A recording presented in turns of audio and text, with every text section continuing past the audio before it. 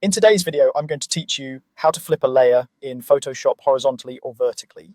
Flipping a layer is one of those simple yet powerful moves that can quickly correct orientation, create symmetry, or give your composition a fresh perspective. The key is to make sure you're transforming only what you intend and not the entire canvas. Let's walk through it clearly and carefully. First, look to the Layers panel and select the layer you want to flip.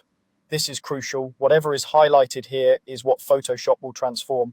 If you're working with a complex document, double check that you've selected the correct layer thumbnail, not a mask or adjustment.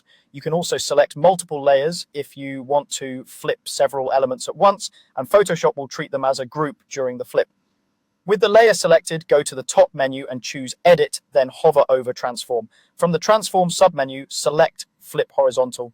This mirrors your layer from left to right, like looking at it in a mirror. It's perfect for correcting orientation, matching the direction of light or motion, or balancing a layout. You'll see the change immediately in your canvas and nothing outside of that selected layer will be affected.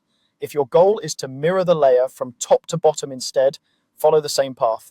Edit, Transform, then choose Flip Vertical.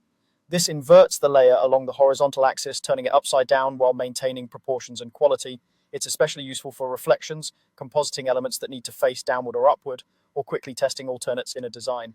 A few helpful notes as you work. Flipping is a non-destructive transformation on smart objects and maintains the clarity and editability of text layers, so you can still edit your content after the flip.